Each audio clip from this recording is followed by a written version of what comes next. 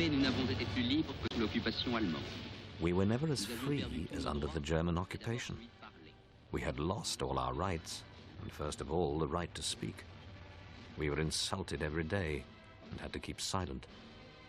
But that is precisely why we were free. As the German poison seeped into our minds, as we were constantly watched, every gesture we made was a commitment. The French philosopher Jean-Paul Sartre spent a lifetime defying conventional logic. The man who never felt so free as under German occupation would go on to challenge almost every assumption about the way we live in his search for the meaning of freedom. What struck me in Sartre, I would say the physical, nearly physiological sense of freedom. A sort of freedom embodied, made body. He was freedom. It was while in a German prisoner of war camp that Sartre, working in secret, first began to realize the potential of his ideas about personal freedom.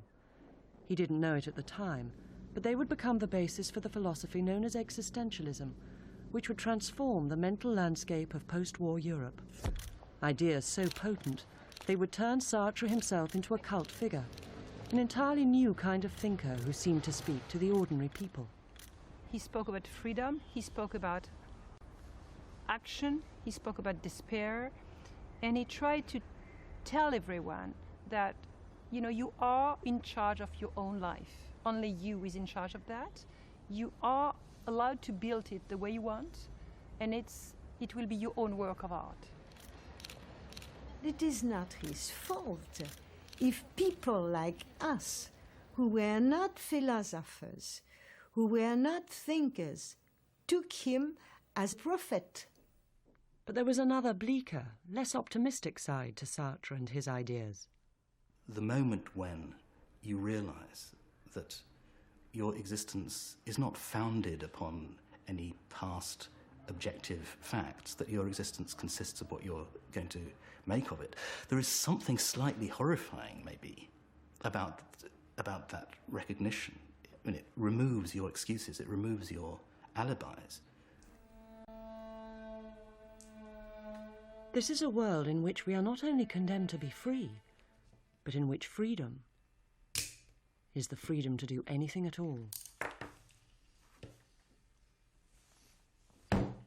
If freedom is as complete as he says, then one is faced with a valueless universe. And that, I think, is what his people, if one can put it like this, are always afraid of, because nothing is of value. And this is a very frightening thought. Such an uncompromising philosophy of freedom might seem impossible to live by, but that is exactly what Sartre tried to do throughout his long and controversial life.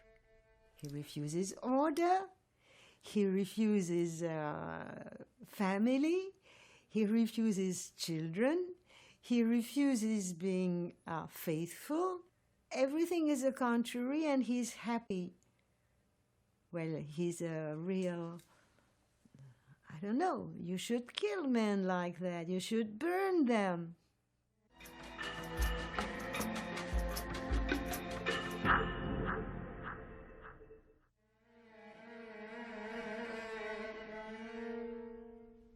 It was no accident that Jean-Paul Sartre's philosophy reached a really wide public for the first time during the immediate aftermath of World War II.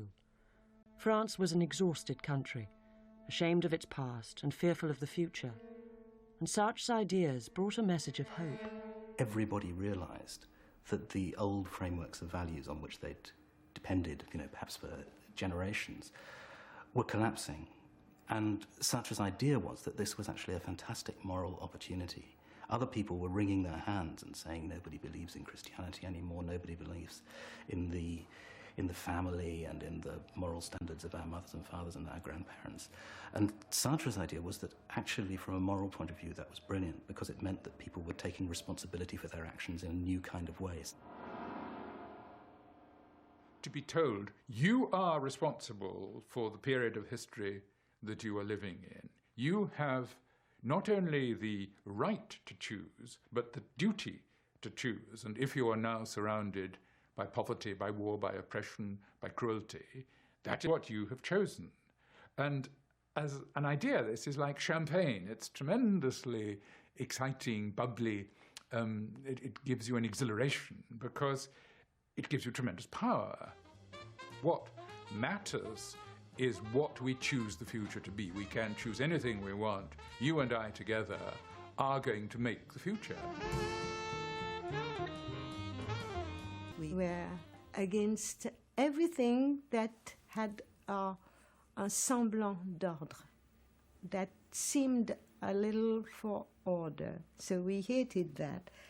And as much as we could, we did all that was forbidden and prohibited. It was prohibited to dance, we danced. It was prohibited to hear jazz music, we heard jazz music. But Sartre himself had more personal reasons for wanting to leave the past behind. Born in 1905 into an upper-middle-class family, the death of his father and hatred of his stepfather drove the precocious child to reinvent himself as a character unconnected to the adults around him. He looked on the death of his father as a great liberation. Now, that's probably not the way he looked at it in the 5 or 6 years after losing his father, but he felt that he had never had this pressure of the man he ought to model himself on, and that he had to find his own models of what he wanted to be. He needed to believe he was free to make himself into something different. The ability to reinvent oneself, the ability to choose,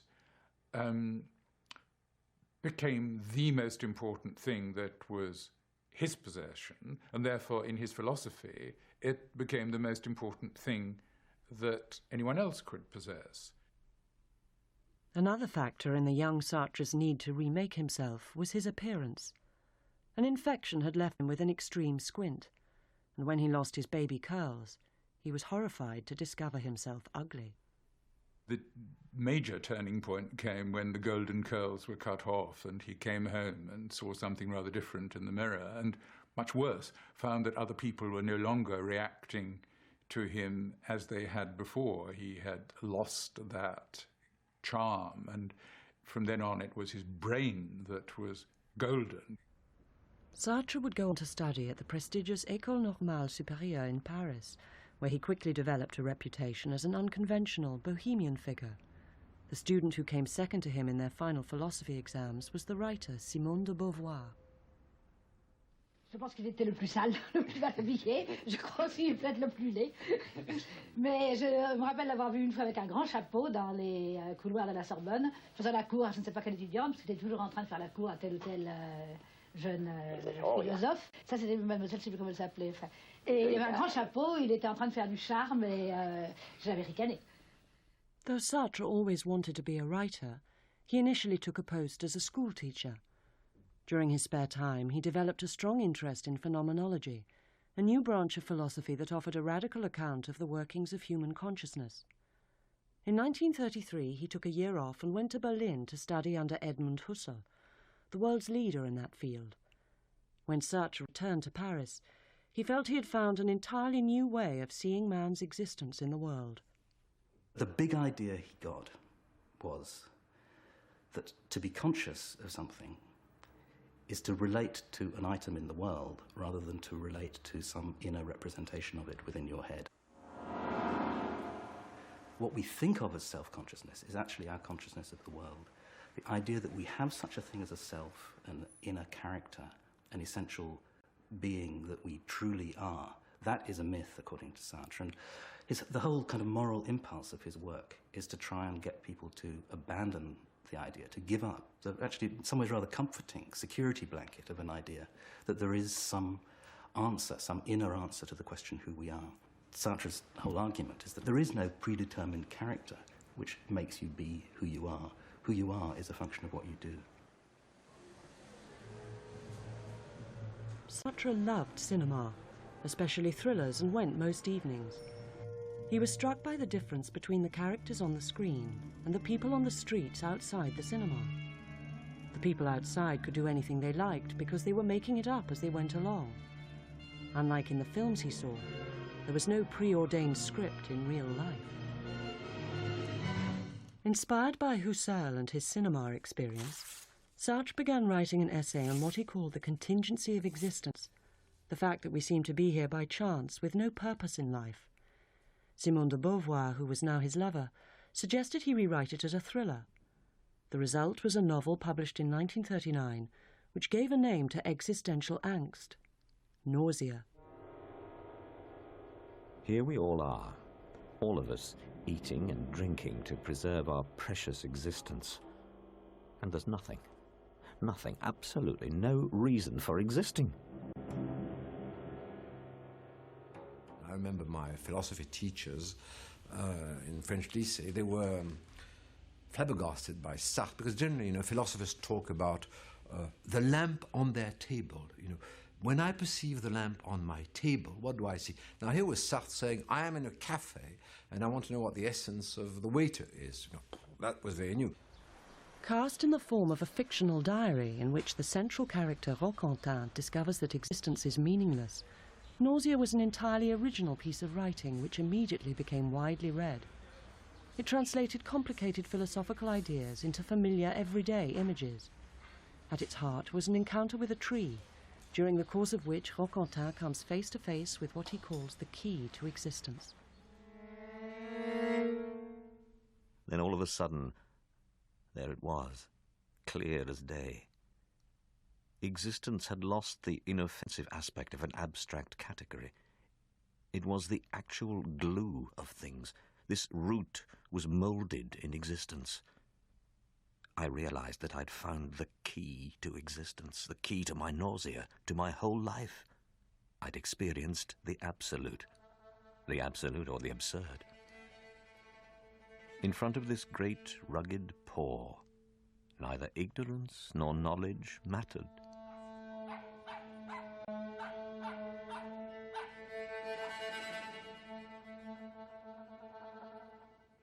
Le fait que la vie n'ait pas de sens, justement, nous donne la possibilité de lui donner un sens.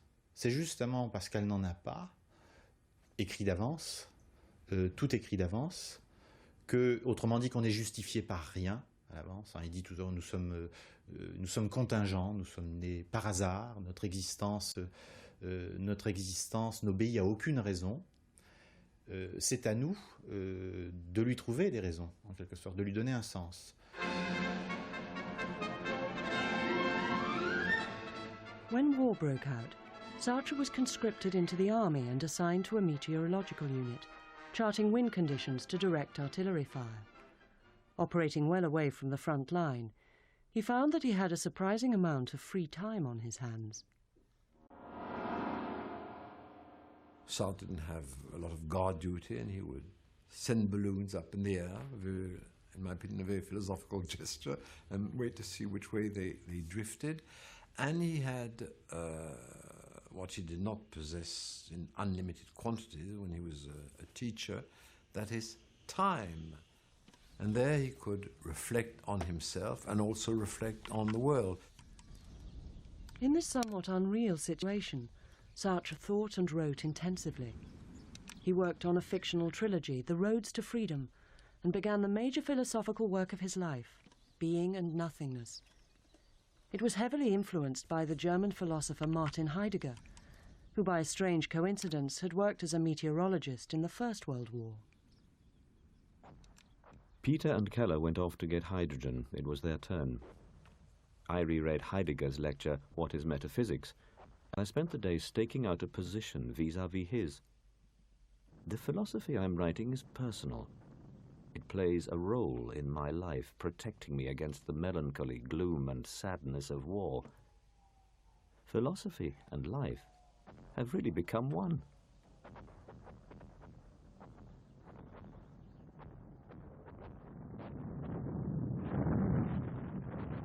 When France fell, Sartre was captured and imprisoned. His year as a prisoner of war made him question for the first time the extreme individualism of his thinking. Là, il fait l'expérience, enfin, qui est tout à fait étonnante, visiblement pour lui, d'une rencontre avec des gens qui sont jetés là par la guerre, abandonnés dans un coin, enfin dans un stalag, dans un camp de prisonniers, mais qui viennent de tout horizon. Là, il fait une expérience humaine qui est décisive, qui lui fait prendre conscience de la nécessité de raccorder, de faire un lien entre la liberté individuelle et le groupe, le social. When Sartre escaped from the prison camp and returned to occupied Paris, he was determined to take part in some kind of resistance. He would have liked to become a man of action. Instead, he threw himself into the most powerful subversive activity he could engage in, his writing. Il est rentré, c'était en mars 41. Et le changement, je ne reconnaissais pas. Il était d'une moralité. J'étais sérieux. Ça a changé après, heureusement. Mais il parle de morale. Jamais je n'avais entendu parler de ça. Sartre worked simultaneously on a political play, the novels, and his philosophical writings. He wrote fast. His ideas had been well prepared during his imprisonment. His play, The Flies, a reworking of Greek myth and staged in 1942, was a thinly disguised attack on the collaborationist Vichy government for preaching guilt and submissiveness to the downcast French. Once freedom explodes in the human soul, God can do nothing against man. God can do nothing against this pillar of granite, against this irresistible column, man's freedom. In an explosion of work, Sartre completed Being and Nothingness in the next year. It was a brilliantly original synthesis of ideas from Heidegger, which became the core of existentialism. At its heart was the concept of authenticity, the idea that individuals can always choose their own actions, even in situations that appear to enslave them. On avait encore ce choix, même dans la situation la plus dramatique, plus que dramatique, la plus tragique, il y a toujours la possibilité ou de baisser les bras, ou de se laisser aller, ou au contraire peut-être de mourir debout. Il y a toujours une part de choix, même face à l'inéluctable, dans la façon de mourir, par exemple. Sartre était convaincu de ça. Mathieu was still firing when the roof fell on top of him. He dropped his rifle and fell. 15 minutes, he thought in a fury. I'd give anything just to hold on for 15 minutes. Christ, he said aloud, no one shall say we didn't hold out 15 minutes. He fired. He was cleansed. He was all-powerful. He was free. Here is the news, read by Richard Wessel. Paris has been liberated. A communique just received from General Koenig announces that it has been liberated by French forces of the interior. We didn't want to see the French, you see, because the French, they came by the south. We wanted to see the English and the Americans, and they came along the Seine, so we went Place de la Concorde. And it was wonderful, really wonderful, to see them, to see the tanks, and we hated tanks, and we hated guns, but to see them coming along the Seine and saying hello, only hello, you see, hearing that language that wasn't French anymore. It was beautiful. Everything was going to change. We were young, we were hopeful, we were hungry and ambitious. Geography wasn't the same, history wasn't the same, French wasn't the same, philosophy wasn't the same.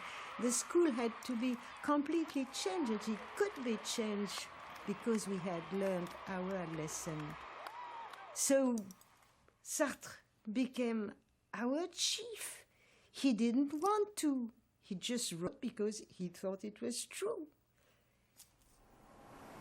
With the liberation came freedom of the press, and Sartre set about using it to build a new society.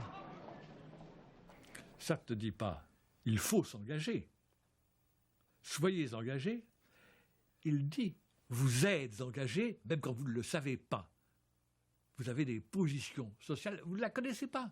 Vous ne vous en rendez pas compte. Donc, sa morale à lui, c'était « prenez conscience de votre une situation ».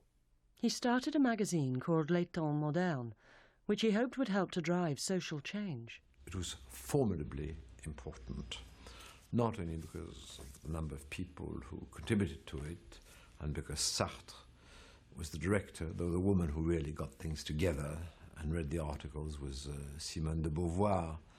But here was a review that was going to take everything into account: politics, the life of ordinary people, literature, music, but the accent was on commitment.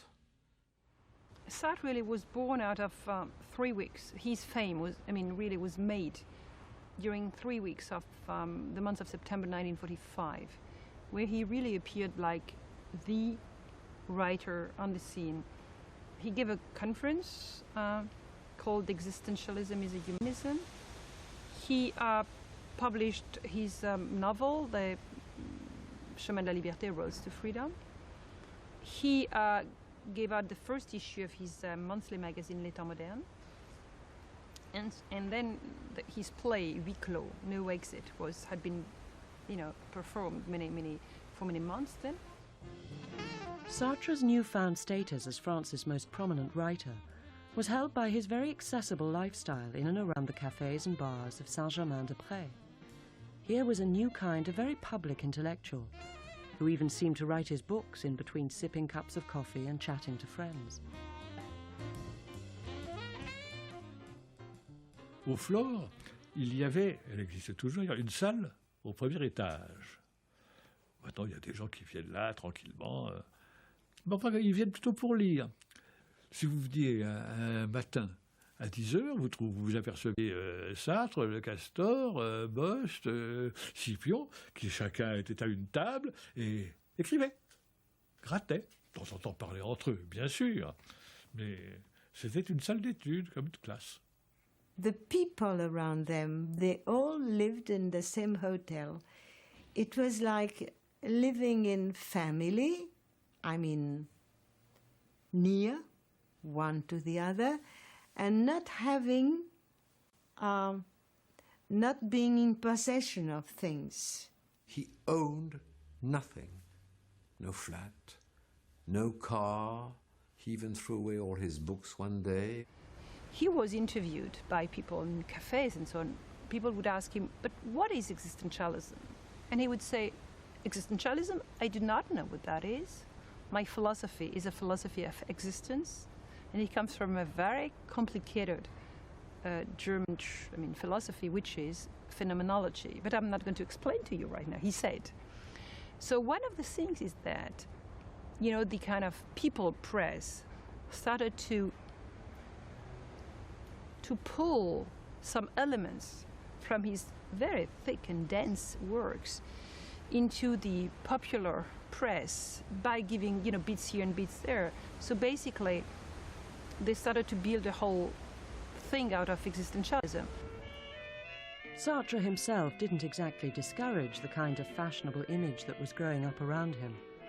He wrote lyrics for the singer Juliette Gréco, and was often seen in the company of other glamorous women in a way that attracted media attention. I asked him one day, but if you weren't a teacher and a philosopher, what would you like? What would you have been? I said, a chanteur de charme.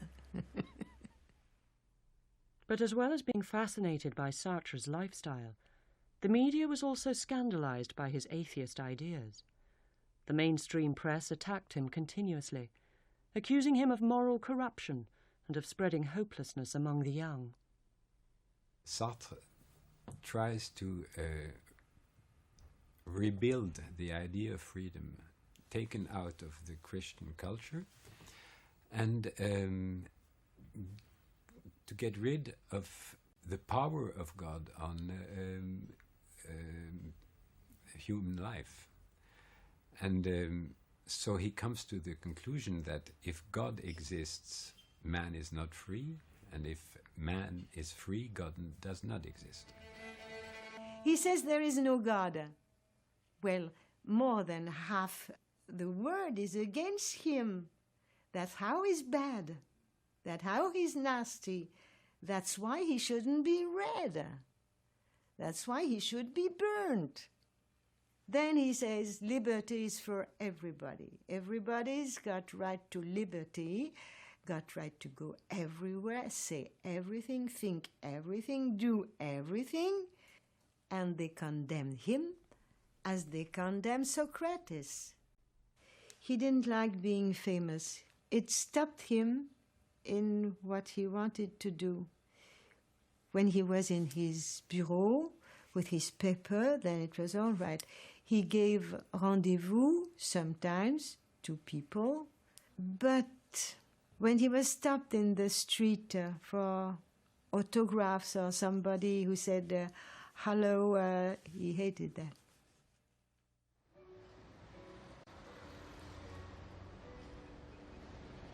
Forced to retreat from the cafes of the left bank by the attentions of the press, Sartre moved to live with his mother in the Rue Bonaparte.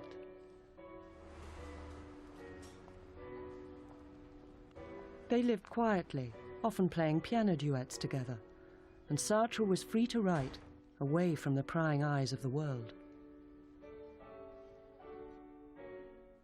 Sartre, from childhood onward, was someone who had suffered when he couldn't be in control of the image that other people formed of him. This, for him, was hell. This was hellish. This was acutely worrying. The discomfort he felt whenever he thought about what other people were thinking when they were looking at him is fundamental to his existence and to all his writing. Sartre tells this story about someone, I think it's in a hotel corridor, with their eye to a keyhole, completely absorbed in what's going on in the bedroom behind. And then they hear a step on the stairs behind them, and they suddenly become aware that they are a person looking at a bedroom scene behind a closed door, whereas before they were just looking at the scene. And he's instantly transformed from being something that's just concentrated on trying to hear to being a human performing a shameful act. And he feels shame. And the very existence of shame proves that we are always under the eyes of other people. If we can even feel shame, this means we know that other people are looking at us, thinking about us. We start thinking of ourselves as though we were an object. And so we construct an idea of ourselves as an item in someone else's world. And that's the point at which something like a self comes into being. The implication of this is that there is no way that people can, in the end, be comfortable with each other. It is always going to be impossible to think of yourself simultaneously as someone who is going around the world acting in it and being an agent, and also to think of yourself as being an object that other people are observing. So there is always a conflict, and there's no such thing as human relations that don't involve this kind of conflict. And this is why at the end of huis clos, hell is other people, because we can't get away from this terrible gaze of other people on us all the time. It's much, much more likely that you will hurt me. Huis clos, or No Exit, with its unforgettable catchphrase, hell is other people, was Sartre's most popular play. Look into my eyes. What do you see? Oh, I'm there. Oh, but so tiny. I can't see myself properly. I can. The problem of personal freedom being threatened by other people was not simply theoretical to Sartre. He carried his ideas into his personal life. Now, Sartre was partly dependent on Simone de Beauvoir and partly independent. He had said to her in truly Kantian fashion, we shall have there is a necessary love between us, but we shall also have contingent relationships, translated into ordinary English or French. This means, we have a deep, eternal affection, but I can go around schooling as much as I want, and so can you. I'm not sure that it suited her quite as well as it suited him. Sartre was never sexually faithful to Simone de Beauvoir, or Castor as she was known. While maintaining a lifelong working partnership, each was free to have other lovers. He had many more relationships than she did, but Sartre's many mistresses found that they too had to accept his definition of freedom. I remember asking Sartre, how do you manage with all these women in your life? And he would say, well, I lie to them, with his gesture of his arm. And I then said, to all of them? Yes, to all of them. And even to Simone de Beauvoir? And he would say, especially to Simone de Beauvoir, surtout au Castor. Simone's most long-term rival was Michel Vian. She met Sartre in 1946, and they were lovers until his death. Her time with him convinced her that there were flaws in his idea of freedom. Alors, la liberté, je l'ai conquise contre son idée de la liberté pour les hommes. C'est facile, vous comprenez, quand on dit les hommes, ça veut dire les hommes et les femmes. On sait bien que c'est pas vrai. It isn't true.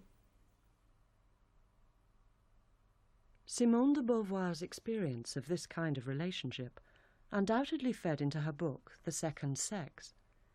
It was published in 1949 and explored the effect on women of the post-war freeing up of sexual attitudes. La liberté extrêmement angoissante. Tout est possible. Dieu est mort. La morale, disons traditionnelle en tous les cas, la morale bourgeoise a périclité. Donc effectivement, il n'y a plus de, comment dirais-je, de garde-fous. People were moving about. They were anybody. Anything can occur. Anything can happen. I kept saying to myself in anguish, where shall I go? Where shall I go? Anything could happen. What was happening behind my back? Perhaps it would start behind me, and when I suddenly turned round, it would be too late. What I think he totally overlooks is that human beings actually are very like one another, and that therefore nearly all human beings, I would say all human beings, would prefer to eat scrambled egg rather than eat coal. And therefore, this is the kind of value that things in the world actually have. He will not admit that, because he wants to insist that it's entirely a matter of my choice which of the two substances I prefer to eat. Now that is the exaggeration of freedom, but it's also the destruction of the values by which actually most of us live most of the time. Sartre convinced himself, though he didn't convince many other people, that this idea of a world of existentialists all making decisions for themselves would be a world of socialists who treat each other as equals. And it's hard to see, really, why it shouldn't be a world of egomaniacs who treat each other like dirt. How to accommodate individual freedom within a free society increasingly preoccupied Sartre. Having flirted with but never joined the Communist Party, he spent much of the 50s trying to reconcile the individualist philosophy of existentialism with the collective vision of Marxism. You find that between 1958 and 1968, this word liberty, which had been terrifically important, had been central to everything he thought and said and wrote, vanished completely from his writing. The reason it vanished is that he had become much less interested in the individual person, in me, in the self, in one person's fight. The only freedom he believed in during those 10 years was the collective freedom which hadn't yet been achieved. The individual, he thought, would be free again once the whole of humanity was free. In 1964, Sartre was awarded the Nobel Prize for Literature. Horrified by the idea of being incorporated into the establishment, he immediately refused it. Puisque j'ai été désengagé, alors la société bourgeoise voulait bien ne pas tenir compte de mes erreurs passées. Elle voyait là un aveu et elle me donnait le prix Goncourt, le prix Nobel. Elle vous pardonnait? Elle me pardonnait et elle considérait que j'avais droit au prix Nobel, ce qui me paraissait monstrueux. When students in Paris mounted a series of protests that escalated into the serious public disorder of May '68, Sartre was on hand to play a role in the rebellion that for a few days rocked the French state. And all the little boys and little girls, they came and said, you are our big man, as you always have, so you help us. He said, volontiers, I shall do that. How can I help? You come with us, you write for us, we are sending La Cause du Peuple, and you could sign it, you could sell it in the street. He had several trials for that because it was forbidden. The violence with which the police responded to the street protests shocked France and convinced Sartre of the truth of his idea that conflict in human affairs was inevitable. But the May events also inspired him to renew his pursuit of freedom. He was now more convinced than ever that the main threat to individual freedom came from the state, and he joined those calling for its overthrow. He was always very revolutionary, ahead of all the revolutionaries. You got to read it's total liberty, it's total revolution all the time, revolution for everything. Et à partir de 68, lorsqu'il découvre, lorsqu'il proclame que le Parti communiste français est un grand parti conservateur, c'est une espèce de libération par rapport à cette espèce de terrorisme marxiste qui pesait sur lui et dont au fond il n'avait rien à foutre. Donc il évacue le marxisme en 68 et il rejoint sa vérité qui est celle d'une sorte d'anarchisme, je dirais. Sartre, the man who had felt free in a German prisoner of war camp, now felt profoundly unfree in Charles de Gaulle's France of the 1960s. He started to lend his name to various militant far-left causes, and even became the editor of the extremist newspaper La Cause du Peuple. He was arrested on several occasions, but always released without charge. As de Gaulle himself put it, one does not imprison Voltaire.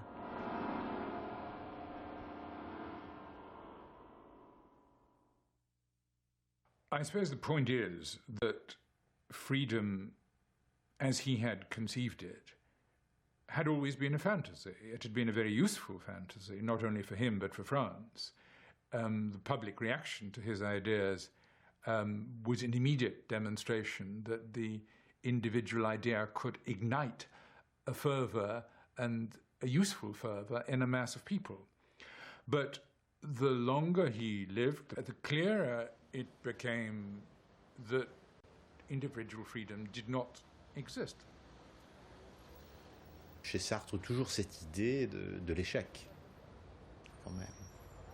Parce que justement, la réussite signifierait la fin de la liberté, presque, paradoxalement.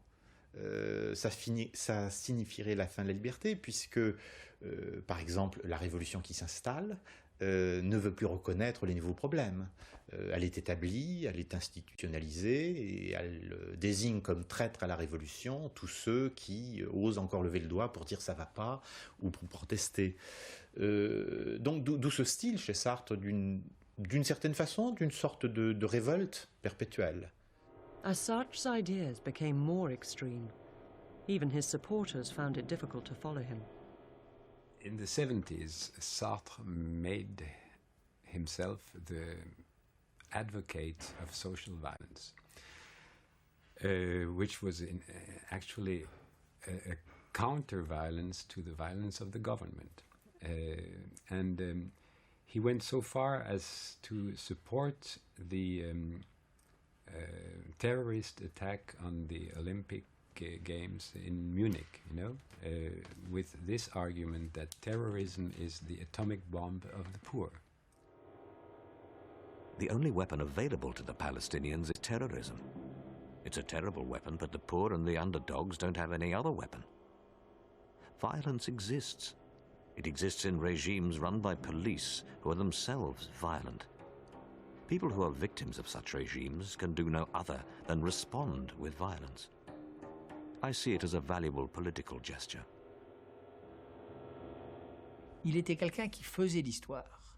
Et je crois que son ambition a été réellement celle-là. Donc Sartre, c'est une grande ambition politique.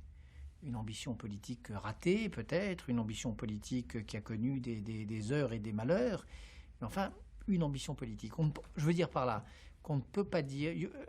I mean by that you cannot say that there is on one side the philosophy and on the other side the politics.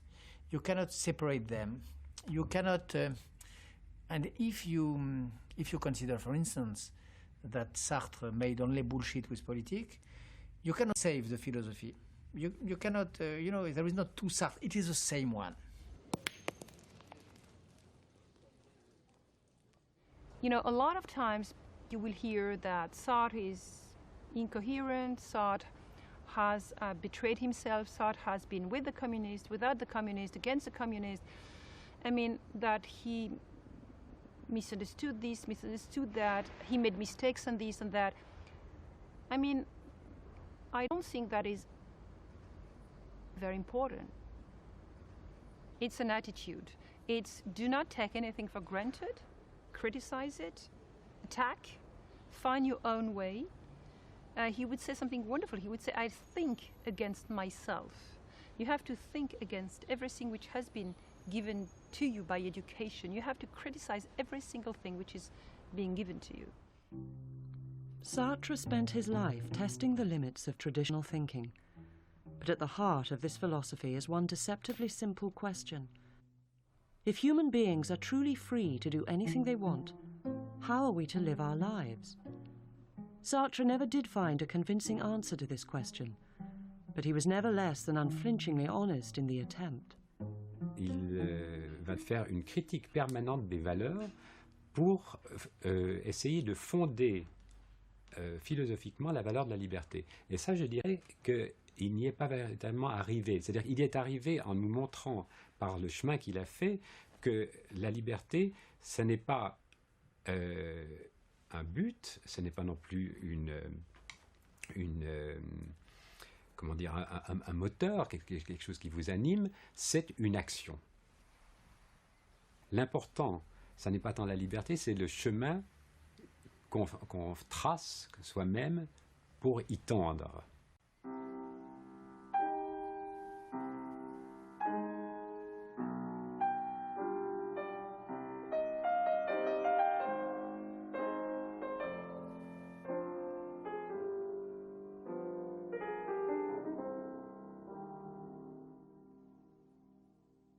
Madame, mademoiselle, monsieur, bonsoir. Des dizaines de milliers de personnes ont rendu un dernier hommage à Jean-Paul Sartre. When Sartre was buried on the 19th of April 1980, over 50,000 people followed the coffin and millions watched on television. No philosopher had ever had a bigger following.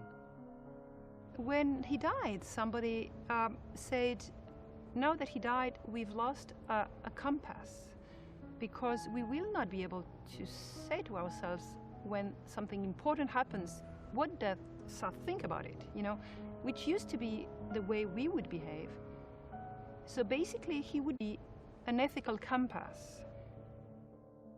Cette habitude de se mêler de ce qui ne le regardait pas, cette façon de mettre son nez dans les affaires du monde, cette façon de ne pas laisser les puissants en répit. Il y a quelque chose de très sympathique et de très noble dans cette attitude. Cette philosophie du non. He gave our generation a sense of freedom that directed our lives. We made choices that I think we can still identify with.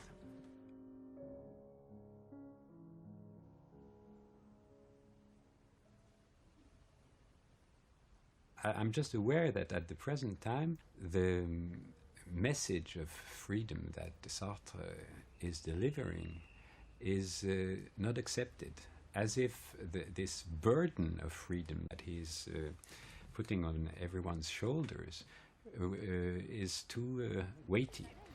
And maybe we are in a time when people don't want to hear about freedom.